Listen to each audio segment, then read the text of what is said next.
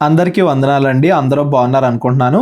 ఇప్పటివరకు మనం రాజుల మొదటి గ్రంథం మొదటి 2 అధ్యాయాలు చదువుకున్నాం. ఈ 2 అధ్యాయాల్లో కూడా సొలొమోను రాజుగా ఎలా అయ్యాడు, దావీదు మరణం, ఇవన్నీ కూడా మనం చదువుకుంటూ వచ్చాం. ఈరోజు మనం రాజుల మొదటి గ్రంథం 3వ అధ్యాయం నుండి చదువుకుంటూ వెళ్దాం. తరువాత సొలొమోను ఐగుప్తు రాజైన ఫరో కుమార్తెను పెండ్లి చేసుకొని అతనికి అల్లుడాయను. యాక్చువల్గా ఇజ్రాయేలీలు కానీ ఇజ్రాయేలీల రాజులు కానీ విగ్రహారాధన చేసి అన్యుల్ని పెళ్లి చేసుకోవద్దు అని దేవుడు ధర్మశాస్త్రంలో చెప్పాడు. అయినా కానీ సొలొమోను ఇక్కడ ఐగుప్తు రాజైన ఫరో కుమార్తెను పెళ్లి చేసుకుంటున్నాడు అంటే ఇది రాజకీయ ప్రయోజనాల కోసం. 2 పెద్ద రాజ్యాలు, అటు ఐగుప్తు రాజ్యం పెద్దదే, ఇటు ఇజ్రాయేల్ రాజ్యం పెద్దదే. 2 పెద్ద రాజ్యాల మధ్య సంబంధాలు కుదిరితే తర్వాత ఫ్యూచర్లో రాజకీయంగా బాగుంటుంది పొలిటికల్గా అన్న ఉద్దేశంతో సొలొమోను ఈ పెళ్లి చేసుకున్నాడు అనేది మనకు అర్థమవుతుంది. ఐగుప్తు రాజులు కూడా ఫరో కుమార్తెలను బయట వాళ్ళకిచ్చి వివాహం చేయరు. అయినా కానీ అంతకుముందు వీళ్ళ దగ్గర బానిసలుగా బ్రతికిన ఇజ్రాయెల్ దేశానికి కోడలిగా పంపిస్తున్నారు అంటే ఇప్పుడు ఇజ్రాయెల్ దేశం ఎంత బలంగా తయారైంది. ఐగుప్తు రాజ్యం అంత బలమైన రాజ్యంగా, పెద్ద రాజ్యంగా ఇప్పుడు ఇజ్రాయెల్ రాజ్యం కూడా తయారైంది. ఈ రెండింటి మధ్య కూడా సంబంధాలు ఉన్నాయి అనేది ఈ వాక్యం ద్వారా మనకు అర్థమవుతుంది. తన నగరును, యెహోవా మందిరమును, యెరూషలేము చుట్టూ ప్రాకారమును కట్టించుట ముగించిన తరువాత ఫరో కుమార్తెను దావీదు పురమునకు రప్పించెను. సొలొమోను ముందు ఫరో కుమార్తెను పెళ్లి చేసుకున్నాడు. ఆ తర్వాత దేవుడి దగ్గర నుండి జ్ఞానాన్ని పొందుకొని యెహోవా మందిరాన్ని, యెరూషలేము దేవాలయాన్ని నిర్మిస్తాడు. యెరూషలేము దేవాలయాన్ని నిర్మించేటప్పుడు ఆ 7 సంవత్సరాలు కూడా ఫరో కుమార్తె సొలొమోనుతో కలిసి కాకుండా వేరే చోట ఉంది. మేబీ ఐగుప్తుకైనా వెళ్ళి ఉండొచ్చు, లేదా ఇజ్రాయెల్ దేశంలోనే వేరే చోట ఎక్కడైనా ఉండుండొచ్చు. ఆ ఫరో కుమార్తె ఆ 7 సంవత్సరాలు అయిపోయిన తర్వాత, అంటే యెహోవా మందిరం పూర్తిగా కట్టబడిన తర్వాత మరలా యెరూషలేముకి, దావీదుపురం అంటే యెరూషలేము, అప్పుడు మరలా యెరూషలేముకి తీసుకొచ్చాడు సొలొమోను అని దాని అర్థం. అసలు సొలొమోను ఫరో కుమార్తెను వివాహం చేసుకుని ఐగుప్తు నుండి ఇజ్రాయెల్ దేశానికి తీసుకొచ్చాడు అని, కొంతకాలం వాళ్ళిద్దరూ భార్యాభర్తలుగా ఉన్నారు అని, ఆ తర్వాత యెరూషలేము దేవాలయాన్ని కట్టేంత వరకు ఆవిడ్ని కొంతకాలం ఆ 7 సంవత్సరాలు దూరంగా ఉంచాడని, ఆ తర్వాత మరలా ఆమెను తీసుకొచ్చి యెరూషలేములో పెట్టాడని, ఈ 3 విషయాలు కూడా ఈ 3వ అధ్యాయం స్టార్టింగ్లోనే ఎందుకు చెప్పబడ్డాయి అనేది ఈ 3వ అధ్యాయం చివరికి వెళ్ళినప్పుడు నేను చెప్తాను. చివరిలో మరలా ఈ 3 విషయాలు ఫరో కుమార్తె గురించి ఎందుకు చెప్పబడింది అనేది నేను మరలా చెప్తాను. అక్కడికి వెళ్ళిన తర్వాత ఇవన్నీ కూడా ఆలోచిద్దాం. ప్రస్తుతానికి ఫరో కుమార్తెని సొలొమోను వివాహం చేసుకున్నాడు అనేది మీరు గుర్తుపెట్టుకోండి. ఆ దినముల వరకు, అంటే దేవాలయాన్ని కట్టేంత వరకు యెహోవా నామమున కట్టింపబడిన మందిరము లేకపోగా జనులు ఉన్నత స్థలముల యందు మాత్రము బలులను అర్పించుచూ వచ్చిరి. దేవాలయం లేదు కాబట్టి ఎక్కడన్నా కానీ కొండ మీద కానీ ఏదైతే ఉన్నత స్థలాలు అంటే ఎత్తు ఎక్కువగా ఉన్న ప్రదేశాల్లో దేవుణ్ణి ఆరాధిస్తూ బలులు అర్పిస్తూ ఉన్నారు ఇజ్రాయేలీలు. తన తండ్రి అయిన దావీదు నియమించిన కట్టడలను అనుసరించుచు సొలొమోను యెహోవా యందు ప్రేమ ఉంచెను గాని ఉన్నత స్థలముల యందు అతడు బలులను మాత్రము అర్పించుచు ధూపము వేయిచూ ఉండెను. సొలొమోను కూడా ఉన్నత స్థలాల్లో కొండల మీద అక్కడే బలు అర్పిస్తున్నాడు కానీ అప్పటికి ఇంకా దేవాలయం నిర్మింపబడలేదు అనేది ఈ వాక్య సారాంశం.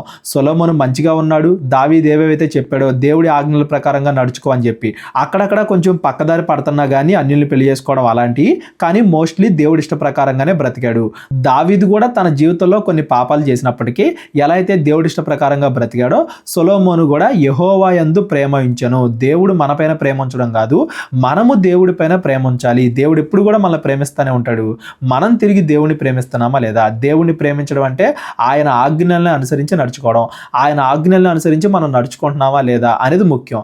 దావీదు ఎలా అయితే దేవుడి ఆజ్ఞానుసారంగా నడుచుకున్నాడో సొలొమోను కూడా అలాగే నడుచుకుంటున్నాడు అని దాని అర్థం. ఇక్కడ కొంతమందికి ప్రశ్న వస్తుంది, దావీదేమి అంత మంచిగా లేడు కదా, దావీదులో కూడా మనం చాలా తప్పులు చూసాం కదా, సొలొమోను కూడా వాక్యానుసారంగా మరీ పరిపూర్ణంగా ఏం ఫాలో అవ్వట్లేదు కదా, మరి ఎందుకని వీళ్ళ గురించి దేవుడు ఇంత గొప్పగా మాట్లాడుతున్నాడు అంటే ఎప్పుడైనా మీరు గుర్తుపెట్టుకోండి, బాగా మంచి వాళ్ళని భూతద్దంలో పెట్టి మనం చూస్తాం.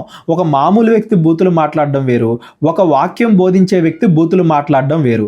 దావీదు జీవితంలో దావీదు ఏ తప్పులైతే చేశాడో అవన్నీ కూడా బైబిల్లో చెప్పబడ్డాయి. అవన్నీ కూడా చాలా తక్కువ.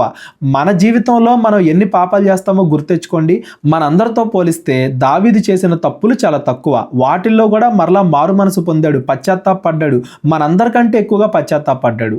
దేవుడు జీవితం మొత్తాన్ని చూస్తాడు కాబట్టి మరలా తిరిగి పశ్చాత్తాపడుతున్నాడు కాబట్టి దావీదుని మంచివాడు అని చెప్తున్నాడు. అంత మాత్రం చేత అతను చేసిన తప్పులన్నీ కూడా పోయాయని కాదు, దేవుడు అవన్నీ కూడా తప్పులుగా ఎంచాడు కాబట్టే వాటిని బైబిల్లో రాయించాడు, దావీదుని శిక్షించాడు. కాకపోతే మరలా దావీదు పశ్చాత్తాపడ్డాడు కాబట్టి, మనతో పోలిస్తే దావీదు చేసినవి చాలా తక్కువ తప్పులు కాబట్టి, అందులోనూ దావీదు చాలా విశ్వాసాన్ని చూపించాడు కాబట్టి, అనేక విషయాల్లో తన జీవితాంతం కూడా మనం చూసాం చాలా విశ్వాసాన్ని చూపించాడు కాబట్టి దావీదు గురించి మనం ఎక్కువగా గుర్తుపెట్టుకోవాలి అనేది మీరు గుర్తుపెట్టుకోండి. తర్వాత ఎంతమంది రాజులు వచ్చినా కానీ దేవుడు వాళ్ళని దావీదుతోనే కంపేర్ చేస్తాడు. వాళ్ళు దావీదులాగా విశ్వాసంతో ఉన్నారా, తప్పు చేస్తే దావీదులాగా పశ్చాత్తాపడ్డారా అని దావీదుతోనే ప్రతి ఒక్కరికి కూడా కంపేర్ చేస్తాడు దేవుడు.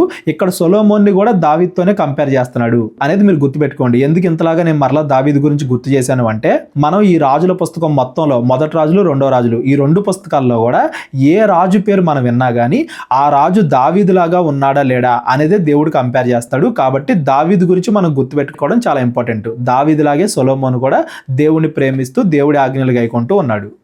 గిబియోను ముఖ్యమైన ఉన్నత స్థలమై ఉండెను కనుక బలులను అర్పించుటకై రాజు అక్కడికి పోయి ఆ బలిపీఠం మీద 1000 దహన బలులు అర్పించెను. అప్పటికి ఇంకా దేవాలయం లేదు, ఎప్పుడు కూడా ఉన్నత స్థలాల్లో బలు అర్పిస్తున్నారు.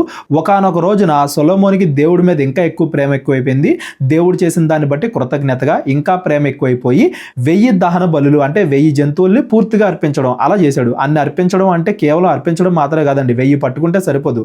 దేవుడికి అర్పించేటప్పుడు ఎలా ఉండాలి, ఎలాంటివి ఉండాలి చాలా చెప్పాడు దేవుడు.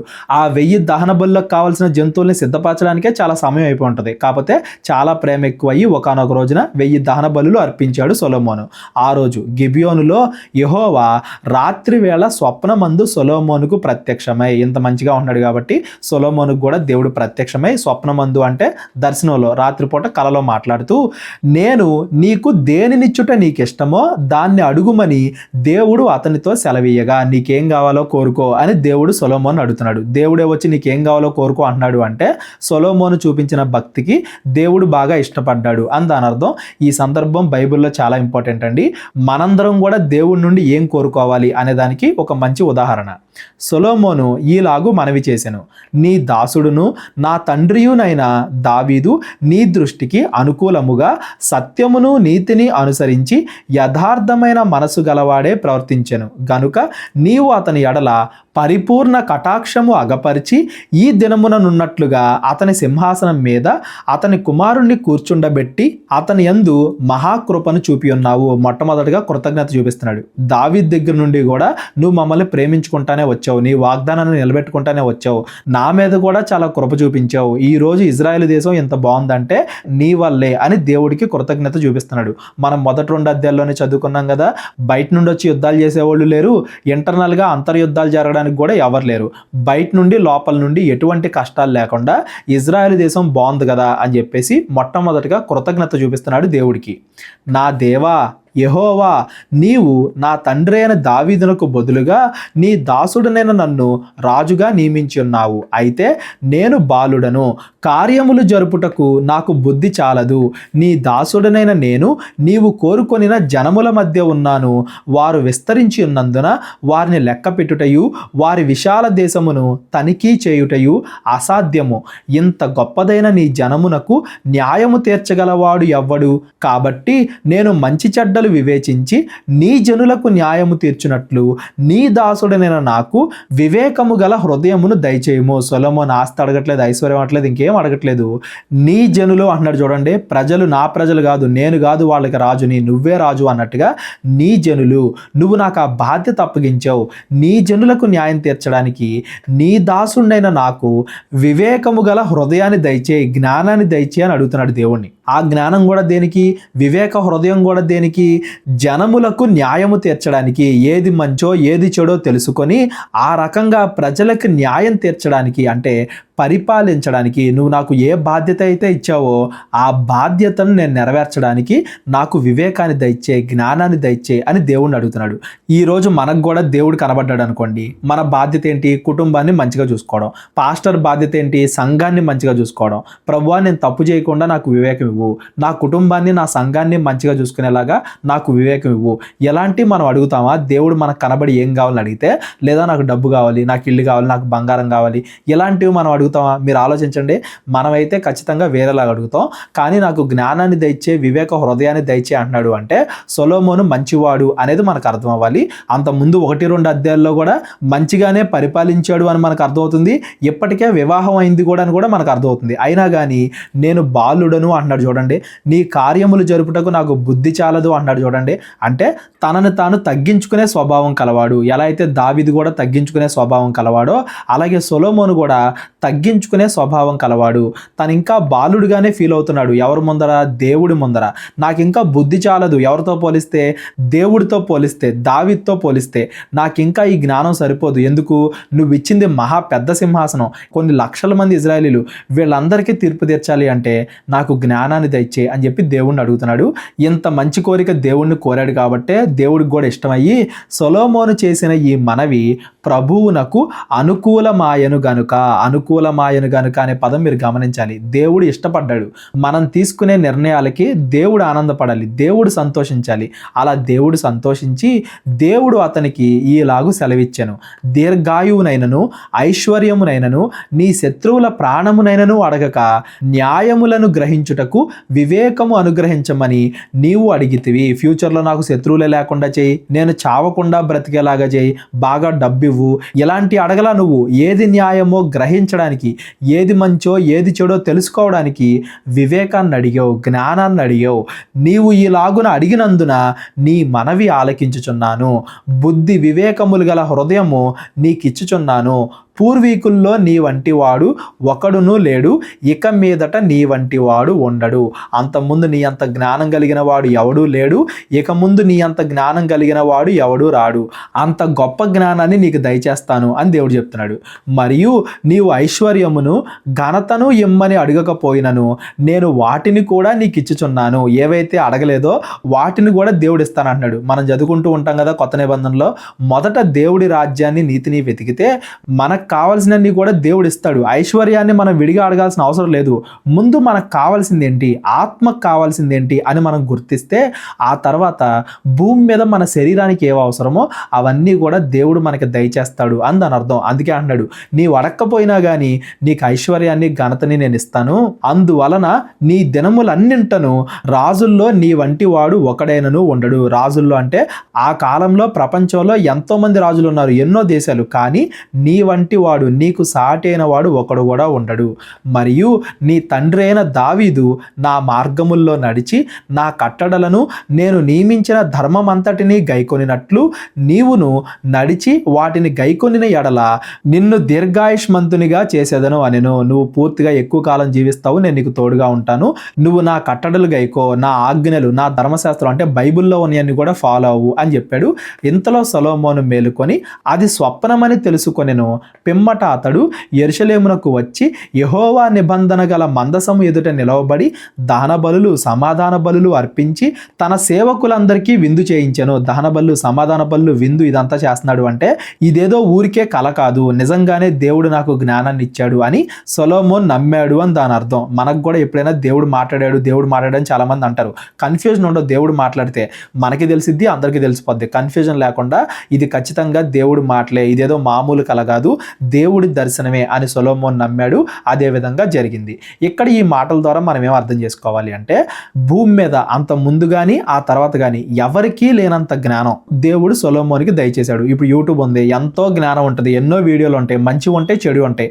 అన్నీ కలిపి ఒక మనిషి మెదడులో పెట్టినా కానీ, ఈ భూమి మీద ఉండే పుస్తకాలు అన్నీ కలిపి ఒక మనిషి మెదడులో పెట్టినా కానీ సొలొమోన్ యొక్క జ్ఞానానికి వాళ్ళు సాటిరారు. అంత జ్ఞానాన్ని దేవుడు దయచేశాడు. కొంతమంది అడుగుతారు, తర్వాత అధ్యాయాల్లో సొలొమోన్ చేసిన తప్పులు కూడా మనం చదువుకుంటాం, మరి ఇంత జ్ఞానం పొందుకున్నవాడు తప్పెందుకు చేశాడు అని కూడా మీకు డౌట్ రావచ్చండి. దేవుడు అధిక జ్ఞానాన్ని మాత్రమే ఇచ్చాడు, కాకపోతే దాన్ని ఎలా ఉపయోగించుకోవాలి అనేది మన మీదే ఆధారపడి ఉంటుంది. స్వతంత్రాన్ని తీసేలా దేవుడు జ్ఞానాన్ని ఇచ్చాడు. జ్ఞానం ఇవ్వడం వల్ల అన్నీ తెలుస్తాయి, ఏది మంచి ఏది చెడు, ఎలా మంచి ఎలా చెడు, లేకపోతే ఆలోచనలు, అన్ని రకాలుగా జ్ఞానం అనేది పెరిగిద్ది. కాకపోతే దాన్ని ఎలా ఉపయోగించాలి అనేది మన మీదే ఆధారపడి ఉంటుంది. ఇక్కడ దేవుడు కూడా అంటున్నాడు చూడండి, ఎలా అయితే దావీదు ఉన్నాడో అలాగా నువ్వు నా మార్గంలో నడుస్తావా, నా కట్టడలను గైకొంటావా, నేను ఇచ్చిన ధర్మశాస్త్ర ప్రకారంగా నడుచుకుంటావా అనే దాన్ని బట్టి నువ్వు దీర్ఘాయుష్మంతుడిగా ఉండాలా, మధ్యలోనే చనిపోవాలా అనేది నేను నిర్ణయిస్తా అని దేవుడు చెప్తున్నాడు. అంటే దీని ఉద్దేశం ఏంటి? జ్ఞానాన్ని అయితే దేవుడు ఇచ్చాడు, కానీ దాని ప్రకారంగా నడవాలా వద్దా, ఏది తప్పు ఏది రైటు ఎలాగా అన్ని తెలిసిపోతాయి. అది నేను చెయ్యాలా వద్దా, దేవుడి ఇష్ట ప్రకారంగా నడుచుకోవాలా వద్దా అనే ఆ స్వతంత్రం మాత్రం దేవుడు సొలొమోను దగ్గర నుండి తీసేట్లా. జ్ఞానం అయితే ఉంది, కాకపోతే దాన్ని ఉపయోగించుకుని మంచి చేయాలా చెడు చేయాలా అనే స్వతంత్రం మన మీదే ఆధారపడి ఉంటుంది అనే విషయాన్ని మీరు గుర్తుపెట్టుకోండి. సొలొమోను తప్పు చేశాడు కాబట్టి జ్ఞానం లేదు అని కాదు, తెలిసినా కానీ తప్పు చేశాడు అని దాని అర్థం. తెలిసినా కానీ ఎందుకు తప్పు చేస్తారు? వేరే ఇంకేదో కావాలనుకోవడం వల్ల. మనకి కావాలనుకున్నది మనం దక్కించుకోవడానికి జ్ఞానం ఎంత పెద్దది కోరుకున్నా కానీ దక్కించుకోగలిగేంత జ్ఞానాన్ని దేవుడు సొలొమోనుకి ఇచ్చాడు. దాన్ని మంచికి ఉపయోగిస్తాడా చెడ్డకు ఉపయోగిస్తాడా అనేది మాత్రం సొలొమోను చేతుల్లోనే ఉంటుంది అనేది మీరు గమనించండి. మొదటి వచనంలో నేను చెప్పాను కదా, సొలొమోను ఎందుకని ఐగుప్తు కుమార్తెను పెళ్లి చేసుకున్నాడు అని చెప్పేసి. అన్ని రాజ్యాలతో మంచి సంబంధాలు కలిగి ఉండాలి. రేపొద్దున వాళ్ళు మన మీద యుద్ధం చేయకుండా, మనం వాళ్ళ మీద యుద్ధాలు చేయకుండా, మనకేమన్నా కావాలంటే వాళ్ళ దగ్గర నుండి తెచ్చుకోవడం, వాళ్ళకేమన్నా కావాలంటే డబ్బులు తీసుకుని మనం పంపించడం, ఇలాగా అన్ని రాజ్యాలతో సంబంధాలు కొనసాగించడానికి సొలొమోను ఏం చేశాడు? ఫరో కుమార్తెను పెళ్లి చేసుకున్నాడు. జ్ఞానం వచ్చిన తర్వాత ఏం చేస్తాడు? ఇంకా ఎక్కువ మందిని పెళ్లి చేసుకుంటాడు, ఇంకా ఎక్కువగా తను అనుకున్నది సాధిస్తాడు. అవన్నీ కూడా తర్వాత అధ్యాయంలో మనం మాట్లాడుకుందాం, సొలొమోను ఇంకా ఎంతమందిని పెళ్లి చేసుకున్నాడు అని. ఇక్కడ కాన్సెప్ట్ ఏంటంటే, దేవుడు చాలా జ్ఞానాన్ని ఇచ్చాడు, అంత ముందు ఎవరికి ఇక ముందు ఎప్పటికీ రానంత జ్ఞానాన్ని ఇచ్చాడు. దాన్ని ఎలా ఉపయోగించుకోవాలి అనేది సొలొమోను ఇష్టం. కొన్ని విషయాల్లో సొలొమోను చాలా మంచిగా ఉన్నాడు. ఎంత మంచిగా ఉన్నాడు అనేది 1-2 అధ్యాయంలో మనం మాట్లాడుకున్నాం. చాలా మంది మీద, తన శత్రువుల మీద కూడా కనికరం చూపిస్తున్నాడు. దేవుడి ఆజ్ఞల పట్ల గౌరవం చూపిస్తున్నాడు. దేవుడు వచ్చి ఏం కావాలో అన్నప్పుడు ఐశ్వర్యాన్నో బంగారాన్నో దీర్ఘాయుష్నో అడగకుండా నాకు జ్ఞానాన్ని దయచేయి అని మంచిగా అడిగాడు. దేవుడి మందిరం కట్టేటప్పుడు అక్కడ అన్యులు ఉండకూడదు అన్న ఉద్దేశంతో తన సొంత భార్యనే దూరంగా పెట్టాడు. ఆమె అన్యురాలు కదా, అక్కడ అన్యులు ఉండకూడదు దేవుడి మందిరం కట్టేటప్పుడు అన్న ఉద్దేశంతో తన సొంత భార్యనే దూరంగా పెట్టాడు. అంటే దేవుడి పరిశుద్ధతను గౌరవిస్తున్నాడు. మంచి లక్షణాలు ఉన్నాయి, 1-2 చెడ్డ లక్షణాలు ఉన్నాయి. దేవుడు ఎంతో జ్ఞానాన్ని ఇచ్చాడు, మరి దాన్ని ఎలా ఉపయోగించుకుంటాడు అనేది సొలొమోను చేతుల్లో ఉంటుంది.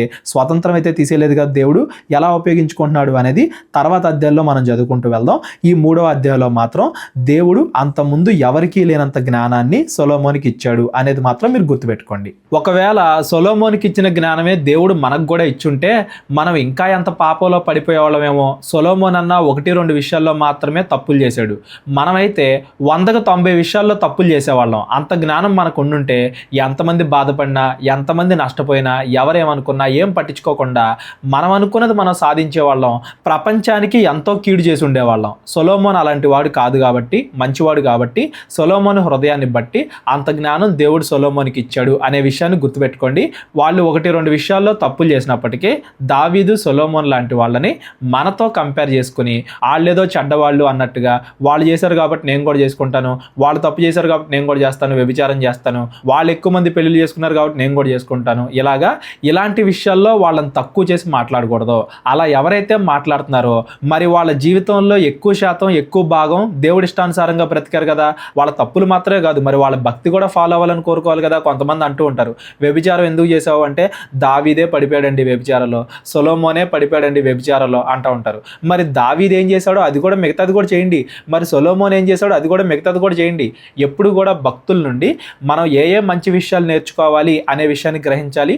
ఏ తప్పులు చేశారో వాళ్ళు చూసి మనం అలాంటి చేయకూడదని నేర్చుకోవాలి. అంతేగాని మనం కూడా చేసి దాన్ని సర్ది చెప్పుకోవడానికి భక్తులు కూడా చేశారు కదా అని చెప్పి మనం వాళ్ళని అడ్డు పెట్టుకోకూడదు. ఒకవేళ ఎక్కడన్నా కానీ మనకి తెలియకుండా మనం పాపలో పడిపోయినా దావీదు వలె సొలొమోను వలె తిరిగి మనం పశ్చాత్తాపడాలి, దేవుడి దగ్గరికి చేరాలి. ఇవన్నీ కూడా ఈ సందర్భం నుండి, దావీదు సందర్భం నుండి మీరు అందరూ కూడా గుర్తుపెట్టుకోవాలని నేను ఆశిస్తున్నాను. మనం చదువుకుంటూ వెళ్దాం. తరువాత వేశ్యలైన 2 స్త్రీలు రాజునొద్దకు వచ్చి అతని ముందర నిలిచిరి. దేవుడు సొలొమోనుకి జ్ఞానం ఇచ్చాడు కదా, ఎంత జ్ఞానం ఇచ్చాడు అనే దానికి ఒక ఉదాహరణ ఇక్కడ రాయబడుతుంది. కొంతకాలం తర్వాత 2 స్త్రీలు వచ్చారు రాజు దగ్గరికి. వారిలో ఒకతే ఇట్లు మనవి చేశాను, నా ఏలినవాడ చిత్తగించుము, నేనును ఈ స్త్రీయు ఒక ఇంటిలో నివసించుచున్నాము, దానితో కూడా ఇంటిలో ఉండి నేనొక పిల్లను కంటిని. నేను కనిన 3వ దినమున ఇదియు పిల్లను కనెను. మేమిద్దరము కూడా ఉన్నాము, మేమిద్దరము తప్ప ఇంటిలో మరి ఎవరునూ లేరు. అయితే రాత్రి అందు ఇది పడకలో తన పిల్ల మీద పడగా అది చచ్చాను. ఇద్దరు కూడా ఒకటే సమయంలో పిల్లల్ని కన్నారు. జస్ట్ 3 రోజుల గ్యాపే. అయితే ఒక ఆవిడ ఏం చేసింది, నిద్రలో ఆ బిడ్డ పైన పడింది, ఆ బిడ్డ చనిపోయాడు. కాబట్టి మధ్యరాత్రి అందు ఇది లేచి నీ దాసినైన నేను నిద్రించుచుండగా వచ్చి నా పక్కలో నుండి తన బిడ్డను తీసుకొని తన కౌగిటిలో పెట్టుకొని చచ్చిన తన పిల్లను నా కౌగిటిలో ఉంచెను. ఉదయమున నేను లేచి నా పిల్లకు పాలియ చూడగా అది చచ్చిన దాయను. తరువాత ఉదయమున నేను పిల్లను నిదానించి చూచినప్పుడు వాడు నా కడుపున పుట్టినవాడు కాడని నేను తెలుసుకొంటిని. మధ్యరాత్రిలోనే ఆ బిడ్డ చనిపోయాడు కాబట్టి ఆ చనిపోయిన బిడ్డను నా దగ్గర పెట్టి బతికున్న బిడ్డను తను తీసేసుకుంది. పొద్దున్నే లెగ్గానే నేను దాన్ని గుర్తించాను, నిదానించి చూచి గుర్తించాను. అంతలో ఆ రెండవ స్త్రీ అది కాదు, బతికి ఉన్నది నా బిడ్డ, చచ్చినది దాని బిడ్డ అని చెప్పగా ఆమె కాదు, చచ్చినదే నీ బిడ్డ, బతికి ఉన్నది నా బిడ్డ అనెను. ఇద్దరు కూడా కొట్టుకుంటున్నారు. ఎవరిది నిజం ఎవరిది అబద్ధం అని చెప్పడానికి వేరే ఏ మార్గం లేదు. ఎందుకంటే ఆ ఇంట్లో ఉన్నది ఇద్దరు కూడా ఒకటే ఇంట్లో ఉన్నారు, ఒకటే సమయంలో కన్నారు. ఇలాంటి సందర్భం సొలొమోను దగ్గరికి వచ్చింది. ఈ ప్రకారముగా వారు రాజు సముఖమున మనవి చేయగా రాజు బతికి ఉన్నది నా బిడ్డ, చచ్చినది నీ బిడ్డ అని ఒకటియు, రెండవది అలా కాదు, చచ్చినది నీ బిడ్డ, బతికి ఉన్నది నా బిడ్డ అని చెప్పుచున్నది గనుక కత్తి తెమ్మని ఆజ్ఞ ఇచ్చెను. వారు ఒక కత్తి రాజసన్నిధికి తేగా రాజు 2 భాగములుగా బ్రతికియుండు బిడ్డను సగము చేసి దీనికి సగము దానికిని చెరు సగము ఇవ్వవలసినది అని ఆజ్ఞ ఇచ్చెను. ఒక కత్తి తెచ్చి ఆ బిడ్డను 2 భాగాలు చేయండి, ఆమెకు సగం ఏమొక సగం ఇవ్వండి అని చెప్పి ఆజ్ఞ ఇచ్చాడు. అంతటా బ్రతికి ఉన్న బిడ్డ యొక్క తల్లి తన బిడ్డ విషయమై పేగులు తరుగుకొని పోయినదై రాజునొద్ద నా ఏలినవాడ బిడ్డను ఎంత మాత్రమూ చంపక దానికే ఇప్పించుమని మనవి చేయగా ఆ రెండవ స్త్రీ అది నాదైనను దానిదైనను కాకుండా చెరిసగము చేయమనెను. అందుకు రాజు బ్రతికి ఉన్న బిడ్డను ఎంత మాత్రమూ చంపక మొదటి దానికి ఇయుడి, దాని తల్లి అదే అని తీర్పు తీర్చెను. తన తల్లి ఎప్పుడు కూడా తన బిడ్డ చనిపోవాలని కోరుకోదు. వేరే వాళ్ళ దగ్గరికి వెళ్ళిపోయినా పర్లేదు, బ్రతికి ఉండాలి, మంచిగా ఉండాలని కోరుకుంటుంది. కాబట్టి ఆవిడ బ్రతకనిమ్మంటుంది కాబట్టి ఆవిడే నిజమైన తల్లి, ఆవిడికే ఇచ్చేయండి అని చెప్పి సొలొమోను తీర్పు తీర్చాడు. ఇక్కడ మనం గమనిస్తే సొలొమోనుకి దేవుడు జ్ఞానం ఇచ్చాడు కదా, అది ఎంత జ్ఞానం ఇచ్చాడు అనేది క్లియర్గా కనబడుతుంది. మొదట్లో కత్తి తెచ్చి చంపేయమనగానే నిజంగానే చంపేయమని కాదు, ఆ సందర్భాన్ని సృష్టిస్తే ఇలా పరీక్ష పెడితే ఎవరు నిజమైన తల్లి అనేది బయటకు వచ్చిద్ది అని. అలాగే ఎవరైతే బయటకు వచ్చారో వాళ్ళకే తన బిడ్డను అప్పగించాడు సొలొమోను. ఈ స్టోరీని చిన్నప్పటి నుండి కూడా చాలా పుస్తకాల్లో మనం చదువుకుంటూ ఉంటాం. మన దౌర్భాగ్యం ఏంటంటే ఇది బైబిల్లో ఉన్నది అని కూడా చాలా మందికి తెలియదు, లేదా ఎక్కడితో తీసుకొచ్చి బైబిల్లో రాశారు అనుకుంటారు. బైబిల్లో నుండి తీసుకునే ప్రతి చోట చెప్పారు అనే విషయం కూడా ఈరోజు చాలా మంది క్రైస్తవులకి తెలియదు. మనం మన పిల్లలకి చెప్పట్లేదు. బైబిల్ పైన మనకి ఎంత అవగాహన ఉంది, మన చుట్టుపక్కల వాళ్ళకి ఎంత అవగాహన ఉంది అనేదన్నా మనం దీన్ని బట్టి గుర్తించాలి. ఎక్కడ నుండైనా కానీ ఇలాంటి విషయాలు అందరికీ తెలియజేయాలి అనేది కూడా మనం గుర్తించాలి. దేవుడు సొలొమోనుకి జ్ఞానం ఇచ్చాడు కదా, అది ఎంత ఇచ్చాడు అంటానికి ఒకే ఒక ఉదాహరణ ఇక్కడ చెప్పబడింది. ఈ ఒక్క సందర్భమే జరిగిందని కాదండి, ఇలాంటివి చాలా సందర్భాలు జరుగుంటే ఇక్కడ మనం సొలొమోను యొక్క జ్ఞానం గురించి కాదు, దేవుడి యొక్క ఉద్దేశం గురించి చదువుకుంటూ వెళ్తున్నాం కాబట్టి కేవలం ఇది ఒక్క ఎగ్జాంపులే చెప్పబడింది. మనం ఇంకా చదువుకుంటూ వెళ్దాం. ఈ సందర్భాన్ని చూస్తే మనకి దేవుడు అబ్రహాముకు పెట్టిన పరీక్ష కూడా గుర్తు రావాలి. ఇస్సాకుని బలిగా ఇమ్మంటే నిజంగానే చంపమని కాదు, ఆ సందర్భాన్ని సృష్టిస్తే అలా పరీక్ష పెడితే అబ్రహాముకి దేవుడి పైన ఎంత ప్రేమ ఉంది అనేది మనందరికీ కూడా తెలిసిద్ది అనే ఉద్దేశం కోసం, అంతేగాని నిజంగానే ఇస్సాకుని చంపాలి అని కాదు. ఇక్కడ కూడా అలాగే అంత జ్ఞానాన్ని సొలొమోను పొందుకున్నాడు. పరీక్ష పెట్టి లేదా వాళ్ళని అబ్జర్వ్ చేసి వాళ్ళ మాటల ద్వారా, వాళ్ళ ముఖచేష్టల ద్వారా, వాళ్ళ ఎక్స్ప్రెషన్స్ ద్వారా ఏంటి అని గ్రహించగలిగినంత జ్ఞానం ఇచ్చాడు దేవుడు. దేన్నైనా కానీ పరిష్కరించగల జ్ఞానాన్ని సొలొమోనుకి ఇచ్చాడు అనేది మనకి తెలియజేయడం కోసం ఇదంతా కూడా రాయబడింది. అంతటా ఇజ్రాయేలీలు అందరూ రాజు తీర్చిన తీర్పును గూర్చి విని న్యాయము విచారించుటయందు రాజు దైవ జ్ఞానము నొందిన వాడని గ్రహించి అతనికి భయపడిరి. అందరికీ కూడా అర్థమైంది ఇది మానవ జ్ఞానం కాదు, దేవుడి జ్ఞానమే అని అందరూ కూడా గుర్తించారు. అందరూ కూడా భయపడ్డారు. ఎందుకు భయపడ్డారు? ఇంత న్యాయం తీరుస్తున్నాడు కాబట్టి మనం తప్పు చేస్తే ఖచ్చితంగా మనం దొరికిపోతాం అని భయపడి తప్పు చేయకుండా ప్రజలు బతకడానికి ప్రయత్నిస్తున్నారు అనేది కూడా ఈ మాటను బట్టి మనకు అర్థం అవ్వాలి. ఎందుకు? తప్పు చేస్తే సొలొమోనుకి అర్థమైపోతుంది, తెలిసిపోతుంది, జ్ఞానం కలిగిన వాడు అని దాని అర్థం. అంతకుముందు ఎప్పుడైనా న్యాయాధిపతులు తీర్పు తెచ్చారు అంటే దేవుడు చెప్పేవాడు వాళ్ళకి ఎవరి తప్పు ఎవరిది కాదు అని. ఇక్కడ దేవుడే డైరెక్ట్గా సొలొమోనుకి జ్ఞానం ఇచ్చేశాడు. సొలొమోనే వివేచించగల జ్ఞానాన్ని దేవుడు ఇచ్చాడు. తన రాజ్యంలో ఉన్న వాళ్ళు కూడా తప్పు చేయడానికి ఇక మీదట భయపడుతున్నారు రాజు యొక్క జ్ఞానాన్ని చూసి అనేది దాని అర్థం. ఈ 3వ అధ్యాయం మొత్తం సొలొమోను యొక్క జ్ఞానం గురించి మాట్లాడుకున్నాం. 4వ అధ్యాయం కూడా ఈరోజు మనం చదువుకుందాం. 5వ అధ్యాయం నుండి రేపొద్దున మనం చదువుకుందాం. రాజైన సొలొమోను ఇజ్రాయేలీల అందరి మీద రాజాయను. అతని యొద్దనున్న అధిపతులు ఎవరెవరనగా సాదోకు కుమారుడైన అజర్యా యాజకుడు, పీషా కుమారులైన ఎలీహోరెపును అహియామును ప్రధాన మంత్రులు, అహీలూదు కుమారుడైన యెహోషాపాతు లేఖకుడై ఉండెను, యెహోయాదా కుమారుడైన బెనాయా సైన్యాధిపతి, సాదోకును అబ్యాతారును యాజకులు. అబ్యాతారుని సొలొమోను పంపించేశాడు కదా యాజకుడిగా ఉండొద్దు అని చెప్పి. కాకపోతే సొలొమోను రాజుగా పట్టాభిషేకం చేసినప్పుడు వీళ్ళందరూ ఉన్నారు కాబట్టి వీళ్ళందరూ కూడా సొలొమోను ప్రభుత్వంలో అధికారుల కిందకే వస్తారు. కాబట్టి అప్పుడు రాజుగా అయినప్పటి నుండి కూడా సొలొమోను యొక్క అధికార కార్యక్రమాల్లో ఎవరెవరు ఉన్నారు, ఉద్యోగులు ఎవరెవరు ఉన్నారో ఆ ప్రభుత్వంలో అనేది మనకి ఇక్కడ చెప్పబడుతుంది. అంతేగాని అబ్యాతారు మరలా తిరిగి వచ్చాడని కాదు. అబ్యాతారుని యాజకుడిగా ఉండకుండా సొలొమోను పంపించేశాడు. కాకపోతే అతడు పట్టాభిషేకం చేసినప్పటి నుండి ఇప్పటి వరకు ఎవరెవరు ఉన్నారు, ఆ ప్రభుత్వంలో ఎవరెవరు ఉన్నారు అనేది మనకి ఇక్కడ చెప్పబడుతుంది. నాతాను కుమారుడైన అజర్యా అధికారుల మీద ఉండెను. నాతాను కుమారుడైన జాబూదు రాజు సముఖములోని మిత్రుడును మంత్రినై ఉండెను. అహీషారు గృహ నిర్వాహకుడు. అబ్దా కుమారుడైన అదోనీరాము వెట్టి పని విషయంలో అధికారి. వెట్టి పని అంటే ప్రజల చేత పనులు చేయించడం. ఏదైనా కట్టాలన్నా, ఏదైనా చెయ్యాలన్నా, ఏదైనా భవనమైనా, ఏదైనా పట్టణమైనా, ఏదైనా కానీ ఎక్కువగా కష్టపడే పనులు ఏవైతే ఉంటాయో వాటన్నిటి మీద అతడు అధికారి. ఇజ్రాయేలీల అందరి మీద సొలొమోను 12 అధికారులను నియమించాను. వీళ్ళు కాకుండా మరలా 12 మంది అధికారులను సొలొమోను నియమించాడు. వీరు రాజునకును అతని ఇంటి వారికిని ఆహారము సంగ్రహము చేయువారు. సంవత్సరమందు ఒక్కొక్క నెలకు వారిలో ఒక్కొక్కడు ఆహారమును సంగ్రహము చేయును.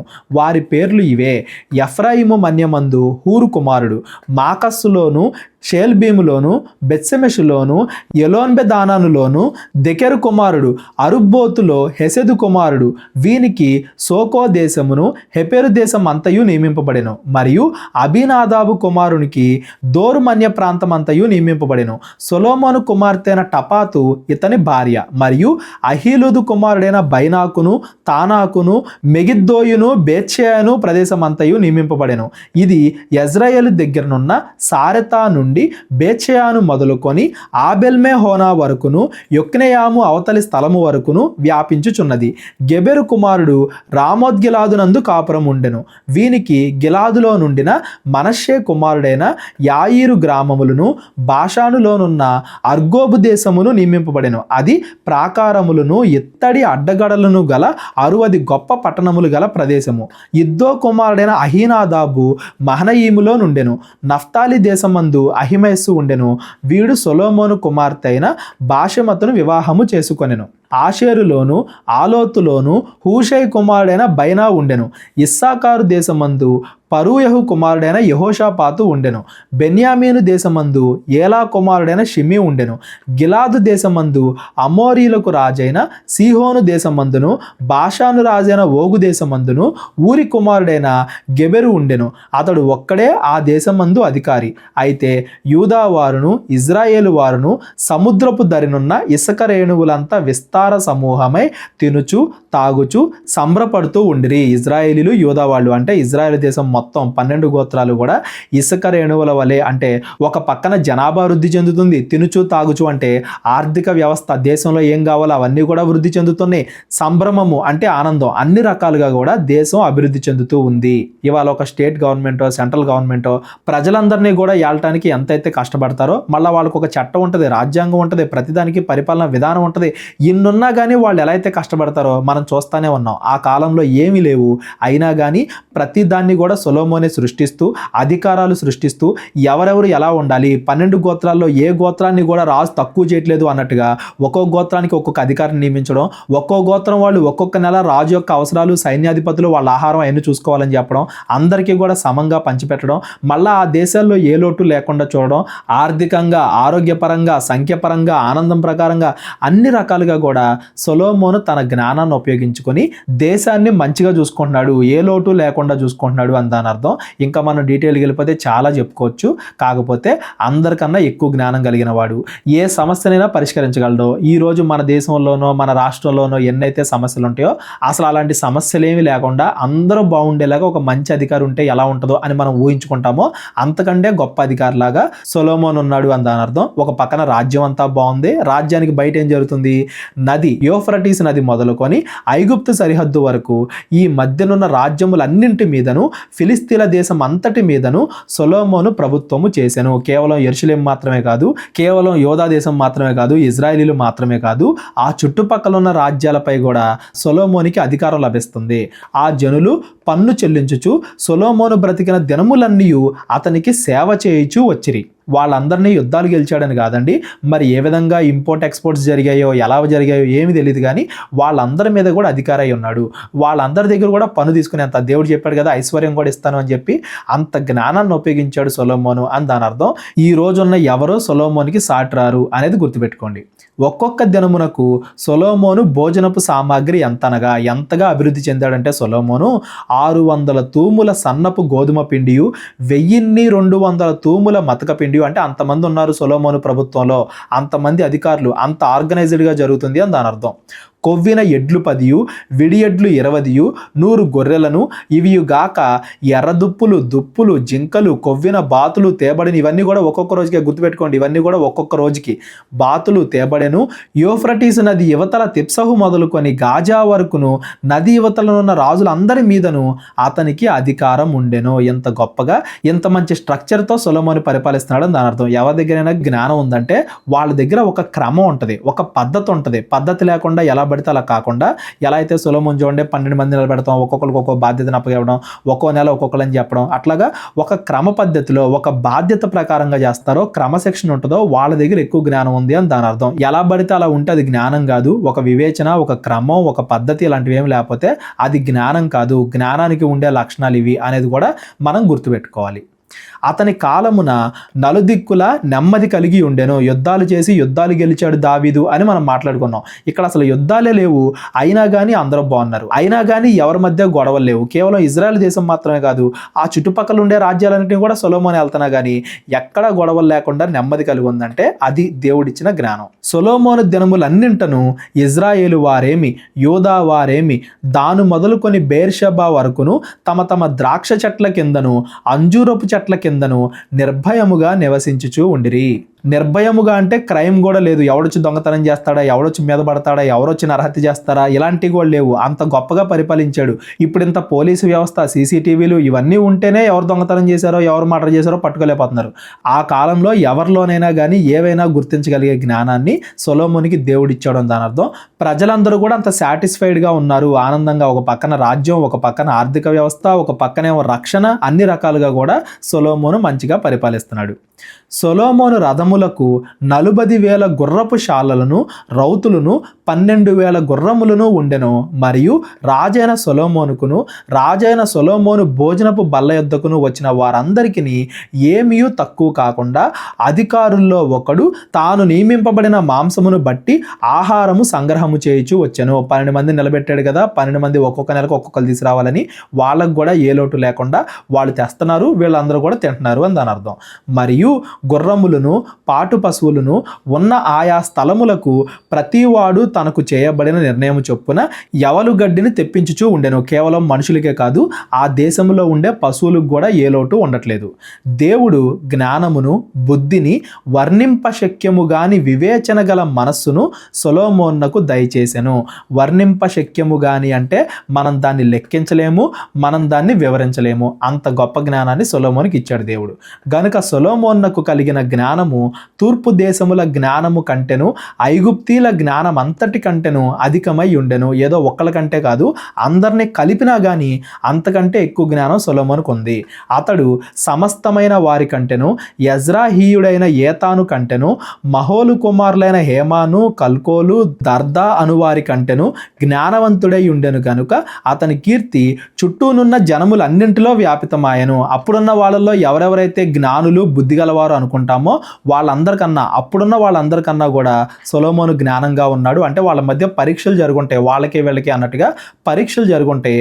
అయినా కానీ సొలొమోను జ్ఞానం వాళ్ళ జ్ఞానం మొత్తానికి కూడా మించింది. ఆ కాంపిటీషన్లో కూడా సొలొమోనే తెలుస్తున్నాడు అని దాని అర్థం. ఇలాగా అతని కీర్తి చుట్టుపక్కల ఏవేవైతే దేశాలు ఉంటాయో ఆ ప్రపంచం అంతా కూడా అతని కీర్తి వ్యాపించెను.